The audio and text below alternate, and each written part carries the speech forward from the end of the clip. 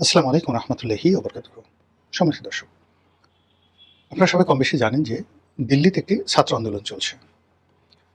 পরীক্ষা পদ্ধতিতে অনিয়ম এবং পুরো শিক্ষা ব্যবস্থাতে যে দুর্নীতি, প্রশ্ন ফাঁস, জাল-জালিয়াতি যে চলছে, তার বিরুদ্ধে ছাত্ররা নৈতিকভাবে রাজপথে গণতান্ত্রিক অধিকার প্রয়োগ করার জন্য তারা রাজপথে নেমেছিল।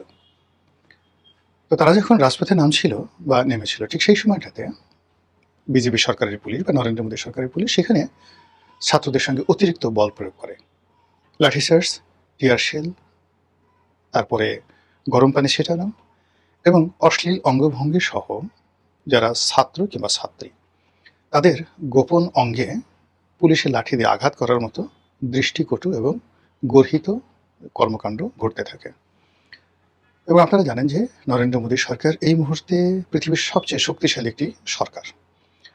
দেশের সকল মিডিয়া ঠিক বাংলাদেশে যেভাবে শেখ হাসিনার অবস্থা হয়েছিল ঠিক ওইরকম অবস্থা ভারতবর্ষে। এবং তিনি যে ক্ষমতা ভোগ করছেন ঠিক সেই ক্ষমতা সম্ভবত সম্রাট আকবর বা আওরঙ্গজেবের এরকম একছত্র ক্ষমতা ছিল না। একেবারে বাংলা থেকে গুজরাট, গুজরাট থেকে বিহার, বিহার থেকে আসাম, আসাম থেকে মণিপুর, একেবারে মণিপুর থেকে কাশ্মীর, সব জায়গাতে বিজেপি, নরেন্দ্র মোদী, অমিত শাহ, রাজনাথ সিং এদের রাজত্ব। ফলে তাদের নিজস্ব গদি মিডিয়া হয়ে গেছে, নিজস্ব পুলিশ বাহিনী, এমনকি সেনাবাহিনী, এমনকি বিচার বিভাগও একেবারে হুবহু বাংলাদেশের মতো সেখানে করা হয়েছে।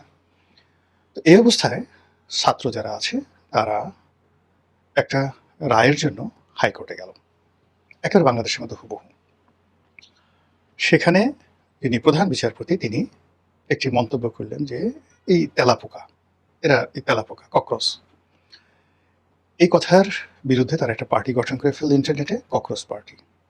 এবং সেই ককরোচ পার্টি খুব অল্প সময়ের মধ্যে অর্গানাইজ করে ফেললো, ইন্টারনেটের মাধ্যমে তারা তাদের ফলোয়ার বাড়িয়ে ফেললো এবং সেই ককরোচ পার্টির আন্দোলনে এখন সারা পৃথিবী থরথর করে কাঁপছে। এবং আপনি যদি বাংলাদেশে যে কোটা বিরোধী আন্দোলন হলো, সেই কোটা বিরোধী আন্দোলন একটা সময় এই ব্যাপারে সরকার এবং যারা আন্দোলনকারী তারা কিন্তু সুপ্রিম কোর্টে এসেছিল এবং তৎকালীন বিচারপতি তিনি এই বিষয়টিকে একেবারেই পাত্তা দিতে চাননি। এর কারণ হলো যে তখন সরকারের ক্ষমতাটা এমন একটা পর্যায়ে যে সেখানে আসলে যারা আন্দোলনকারী তারা জেলা জজ নয়, কোনো জুডিশিয়াল ম্যাজিস্ট্রেটের সামনে দাঁড়িয়ে কথা বলবে এই অবস্থা তখন সে বাংলায় ছিল না। সেখানে চিফ জাস্টিসের সামনে গিয়ে তাকে ভয় দেখানো হচ্ছে, চাপ প্রয়োগ করা হচ্ছে, বা অ্যাটর্নি জেনারেল বলছে যে এই জিনিসটা খুব দ্রুত নিষ্পত্তি করেন বিকজ গোয়েন্দা রিপোর্ট ভালো না। তখন এটা তাদের ইগোতে লেগেছে। ফলে কি হলো, বাংলাদেশের প্রধান বিচারপতি বললেন যে এই রাজপথের আন্দোলন দ্বারা সুপ্রিম কোর্ট চলবে না। এই যে শুরু হলো গণ্ডগোল। সেই বিচারপতিরা রাজপথে লাঞ্ছিত হলেন, মার খেলেন, গাড়ি থেকে নামিয়ে তাদেরকে বেদম প্রহার করা হয়েছে। তারপরে যা কিছু ঘটেছে পুরো এখন তো মানে আপনি এটা কল্পনাই করা যায় না। ঠিক সেম ঘটনা ভারতে ঘটবে কি ঘটবে না সেটা হয়তো আরো দু একদিনে বোঝা যাবে। এখন এই যে ভারতের যে ককরোচ পার্টি, তাদের প্রধান যে দাবি, তিনটি দাবি, প্রধান তিনটি দাবি। ১ নম্বর দাবি হলো শিক্ষামন্ত্রীকে পদত্যাগ করতে হবে। শিক্ষামন্ত্রীর নাম ধর্মেন্দ্র। দ্বিতীয় তাদের দাবি যে এই সময়টিতে যে সকল আন্দোলনকারীর বিরুদ্ধে সারা ভারতবর্ষে মামলা মোকদ্দমা হয়েছে, সেই মামলা মোকদ্দমা প্রত্যাহার করতে হবে। আর ৩ নম্বর হলো যে এই সময়টিতে যারা ক্ষতিগ্রস্ত হয়েছে, অঙ্গহানি হয়েছে, হয়তো কেউ মারা গেছেন, তাদের দায়-দায়িত্ব রাষ্ট্রকে বহন করতে হবে।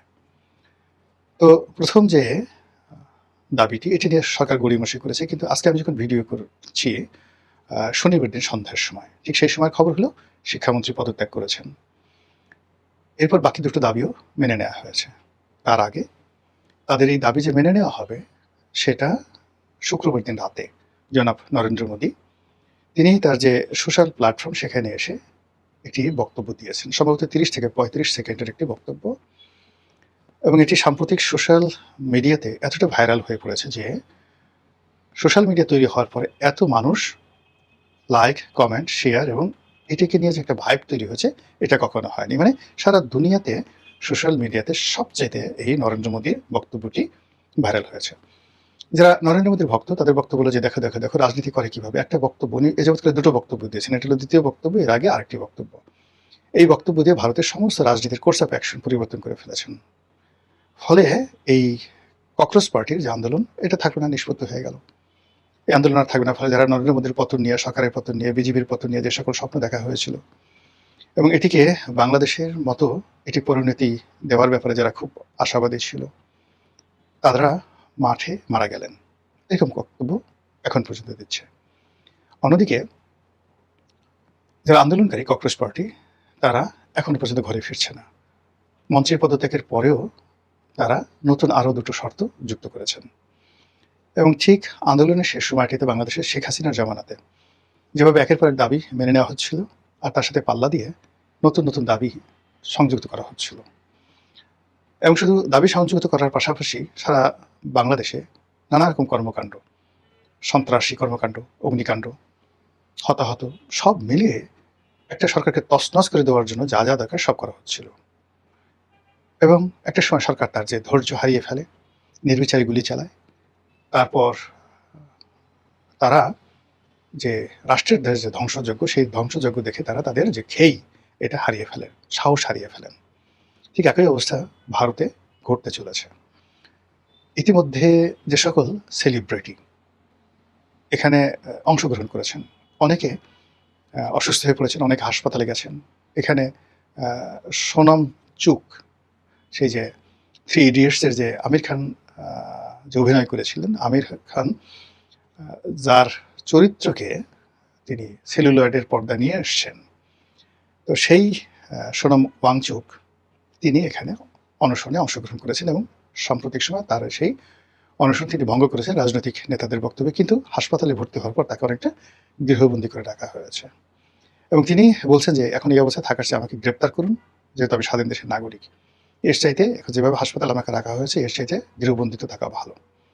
অন্যদিকে নাসিরুদ্দিন শাহ থেকে শুরু করে প্রায় সবাই, অনেকে অসুস্থ হয়ে পড়েছেন। অনেক সেলিব্রিটি যারা হয়তো রাজনৈতিক উদ্দেশ্য না, কিন্তু শাহরুখ খানের মতো সেলিব্রিটি, তারাও কিন্তু রাজপথে এসছেন জাস্ট সেই আন্দোলনকারীদেরকে শুভেচ্ছা জানানোর জন্য।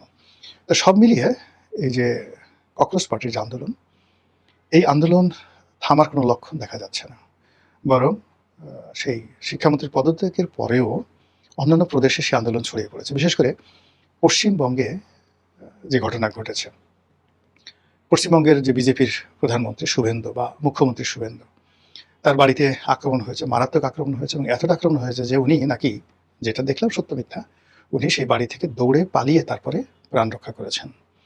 এবং এখানে তৃণমূলের একটা শক্তি আছে, তারপরে এখানে মমতা ব্যানার্জির একটা শক্তি আছে, ইসলামিস্টদের একটা শক্তি আছে। সেই সকল শক্তি এখন বিজেপির বিরুদ্ধে যদি পশ্চিমবঙ্গে অ্যাক্টিভেট হয়, তাহলে শুভেন্দুর আসলে সেখানে টিকে থাকাটা রাষ্ট্রশক্তিদের সম্ভব নয়। আমাদের দেশে যেমন একটা আইন আছে সন্ত্রাস দমন আইন, পশ্চিমবঙ্গের একটা আইন আছে গুন্ডা দমন আইন। তো সেই গুন্ডা দমন আইনের অধীনে মামলা করা হয়েছে, কিন্তু এখনো পর্যন্ত পশ্চিমবঙ্গের পরিস্থিতি উন্নতি হয়নি, বরং খারাপ হচ্ছে এই ভিডিও করা পর্যন্ত। ফলে এই যে ককরোচ, তেলাপোকা, সেই তেলাপোকার যে যন্ত্রণা, তারা যে আনাম এক একটা সাম্রাজ্যকে খেয়ে ফেলতে পারে, পুরো একটা মঞ্চকে খেয়ে ফেলতে পারে, এমনকি নরেন্দ্র মোদীর গদি খেয়ে ফেলতে পারে, এই যে ইতিহাস তারা তৈরি করতে যাচ্ছে, এটা বোধহয় এত সহজে এখানে শেষ হবে বলে মনে হচ্ছে না। মহান আল্লাহ আমাদের সবাইকে হেদায়েত দান করুন এবং হেফাজত করুন। আসসালামু আলাইকুম ওয়া রাহমাতুল্লাহি ওয়া বারাকাতুহু।